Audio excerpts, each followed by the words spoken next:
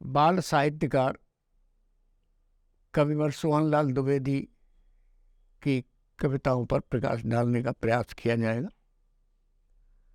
हिंदी में बाल साहित्य का लेखन 19वीं शताब्दी के उत्तरार्ध से प्रारंभ हो गया था।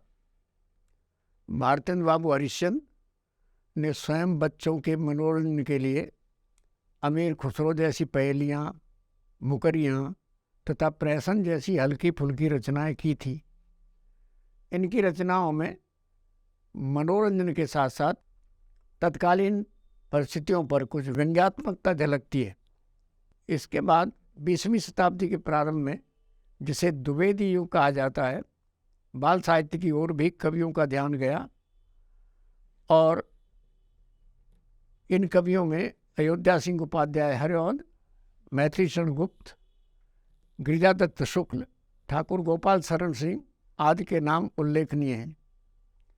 किंतु हिंदी में बाल और किशोर साहित्य का उल्लेखनीय विकास सन 1920-22 के बाद दिखाई देता है, जब भारतीय स्वतंत्रता संग्राम की बागडोर महात्मा गांधी के हाथ में आई और इसके लिए सभी तरह के व्यक्तियों को तैयार किया जाने लगा। तब कुछ साहित्यकारों ने बालकों और किशोरों के लिए उपयुक्त साहित्य की ओर ध्यान दिया। इन साहित्यकारों में पंडित लल्ली प्रसाद पांडे, एक भारतीय आत्मा माखनलाल चतुर्वेदी, श्री आरसी प्रसाद सिंह, भगवती प्रसाद सिंह वाजपेयी, पद्मलाल पुन्नालाल बख्शी, देवीदयाल चतुर्वेदी, विद्या भास्कर शुक्ल, कुंज बिहारी शुक्ल आदि का नाम उल्लेखनीय है। किंतु इस युग में बाल साहित्य के विशेष प्रतिष्ठा प्राप्त करने वाले साहित्यकार हैं पंडित सोहनलाल द्विवेदी। कविवर सोहनलाल द्विवेदी ने सिर्फ हिंदी बाल साहित्य के भंडार को विपुल मात्रा में समृद्ध किया, बल्कि उसे प्रतिष्ठित कराने में एक आंदोलन का सूत्रपात किया। अपने द्वारा प्रकाशित संपादित पत्रिका बाल सखा के द्वारा उन्होंने बाल साहित्य लेखन के लिए पर्याप्त दिशा निर्देश भी दिए। इसलिए द्विवेदी जी बाल साहित्यकारों के शीर्ष पर माने जाते हैं। सन 1906 में जन्मे पंडित सोहनलाल द्विवेदी जी पूर्वी उत्तर प्रदेश के फतेहपुर जिले के बिंदकी नामक गांव के सुपुत्र हैं। अपने गांव से ही हाई स्कूल तक की शिक्षा पूरी करने के बाद वे उच्च शिक्षा के लिए काशी विश्वविद्यालय चले गए। वहाँ उन्होंने एमए तथा एलएलबी तक की पदवियाँ प्राप्त की। बनारस में पंडित मदन मोहन मालवीय के संपर्क में आए और वहाँ के राष्ट्रीय वातावरण से प्रेरणा पाकर राष्ट्रीय भावों से ओतप्रोत कविताएं लिखने लगे। उस समय उनकी कविताएं इतनी लोकप्रिय हुई कि भारतीय राष्ट्रीय कांग्रेस में उनका गायन किया जाता था। राष्ट्रीय भावनाओं के अतिरिक्त उन्होंने विपुल मात्रा में बाल साहित्य का सृजन किया। 1 दर्जन से अधिक उनके काव्य संग्रह प्रकाशित हुए हैं। कुछ खंड काव्य भी हैं। शिशु भारती, बाल भारती, दूध बताशा, बांसुरी बिगुल, बच्चों के बापू, जय जय भारत, हंसो और हंसाओ, प्रभाती, वासंती, मुक्तगंधा, चित्र, जय भारत, जय कुणाल, भैरवी, पूजा गीत, विस्पान, जय गांधी आदि उनके प्रसिद्ध काव्य ग्रंथ प्रकाशित हुए। बालकों के लिए लिखी गई उनकी कविताओं की सबसे बड़ी विशेषता यह है कि वे अधिक लंबी नहीं होती हैं।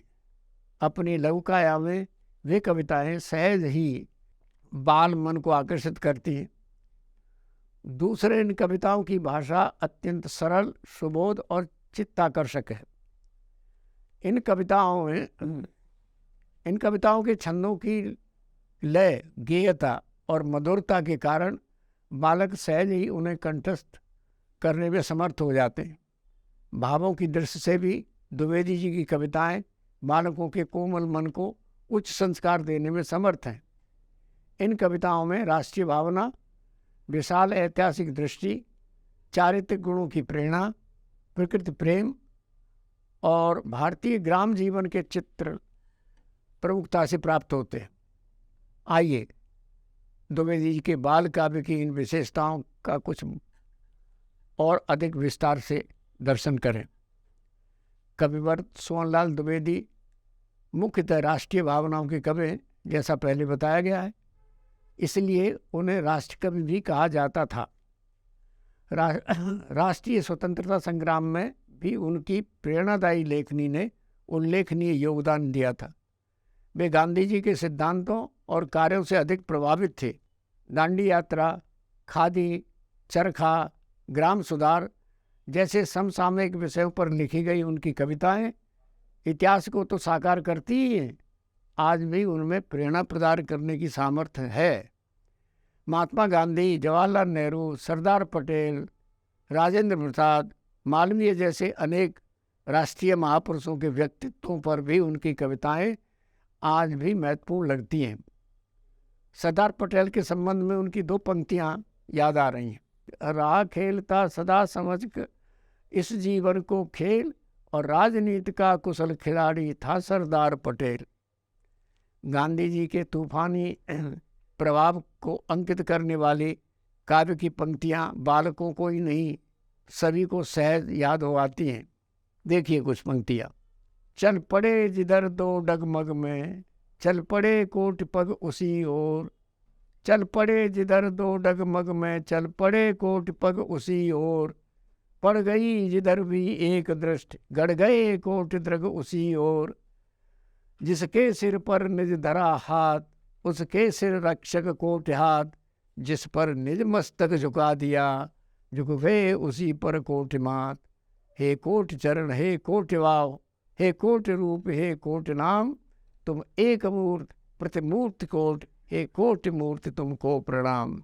इस काल के लाखों करोड़ों किशोरों और युवाओं के कंठ में विराजमान उनकी पंक्तियां सहज ही तत्कालीन और राष्ट्र का एक भारतीय आत्मा मखल्ला चतुर्वी की फूल की चाह की याद दिलाती है।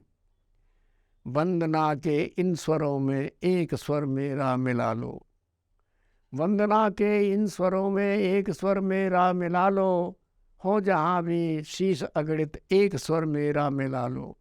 ये पंक्तियाँ बहुत लोकप्रिय हुई।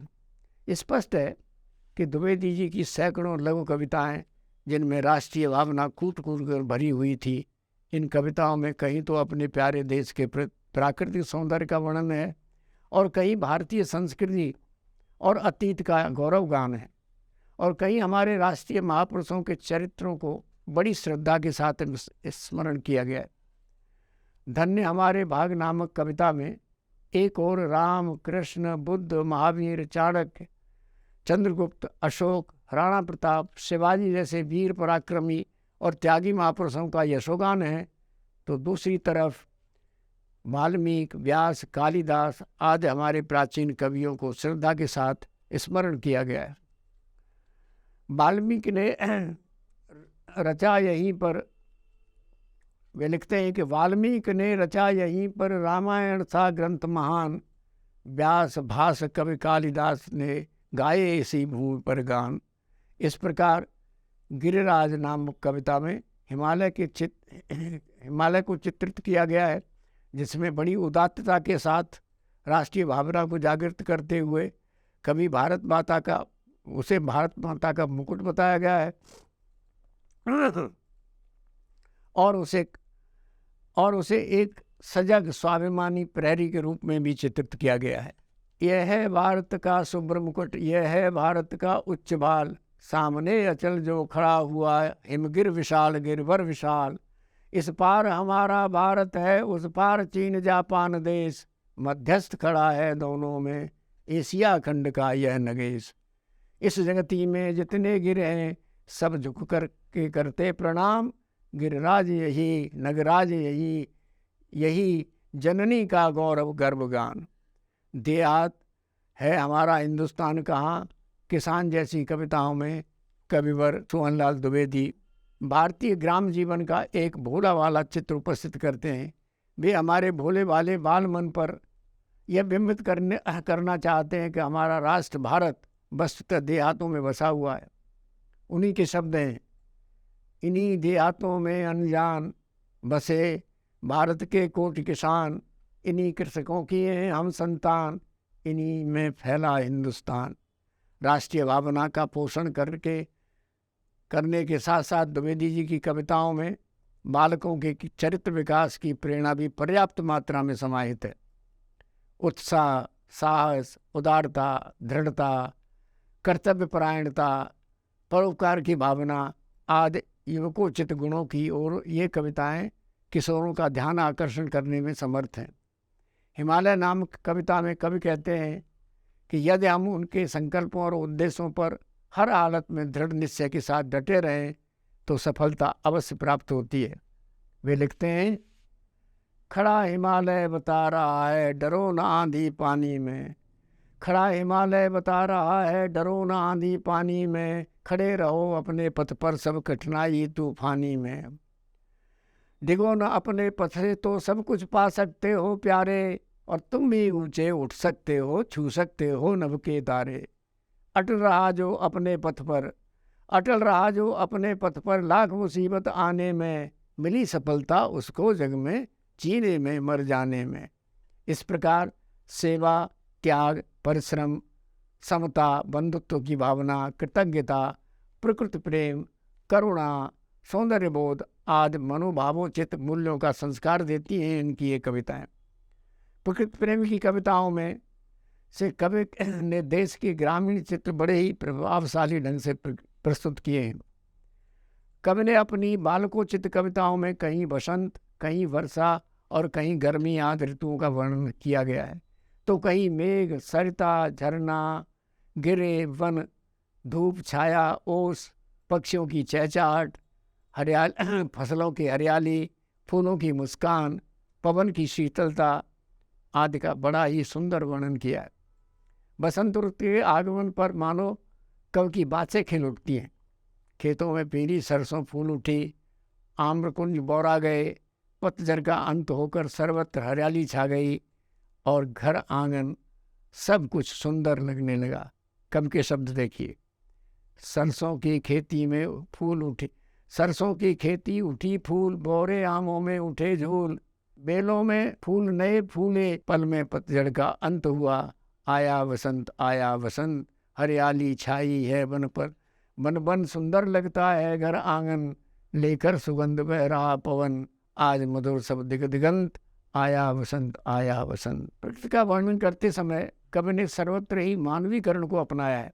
बाल मनोविज्ञान का यह जाना माना तथ्य है कि बालक प्राकृतिक पदार्थों में भी मानवोचित कार्यकलाप एवं क्रीड़ा विलास देखना पसंद करते हैं। कवि सोहनलाल द्विवेदी ने हिंदी के छायावादी कवियों की तरह प्रकृति के अनेक घटकों में इसी प्रकार का क्रीड़ा विलास प्रस्तुत किया है। निम्नांकित प्रस्तुत पंक्तियों में बादलों का खेल खिलाड़ी किस बालक के मन को मोहित नहीं करेगा। देखिए, बादल भी बड़े खिलाड़ी हैं, बादल भी बड़े खिलाड़ी हैं, मानो इनके कुछ काम नहीं, बस 8 पैर 24 घंटे खेला करते सुबह शाम। इनको है अजब शरीर मिला, जो चाहा रूप बनाते ये, जितना चाहा फैलाते ये, जितना चाहा सुकुड़ाते ये। बिल्ली, चूहा, कुत्ता, बंदर जो चाहो शकल बना लेते, हाथी, घोड़ा, खरगोश, ऊँट जो चाहो नकल बना लेते। सबसे ज़्यादा है मौज इन्हें, जी चाहा वहीं घूम आते, इंग्लैंड, जर्मनी, अमेरिका ये बातों बातों घूम आते। बालकों की कल्पना शक्ति को प्रेरणा देने हेतु कवि ने अपनी अनेक कविताओं में मैं शैली का अनुसरण किया है। इस प्रकार की शैली बालकों में सृजनात्मक कल्पना का विकास करने में सहायक होती है। कलम की आत्मकथा, खंडहर की आत्मकथा, अगर कहीं मैं पैसा होता, अगर कहीं मैं बादल बनता आदि कविताओं में कवि ने इस प्रकार की शैली को अपनाया है। ऐसी कविताओं से बालकों के कोमल मन में मानवीय संवेदनाओं की जागृति होती है और राष्ट्रीय भावना पनपती है।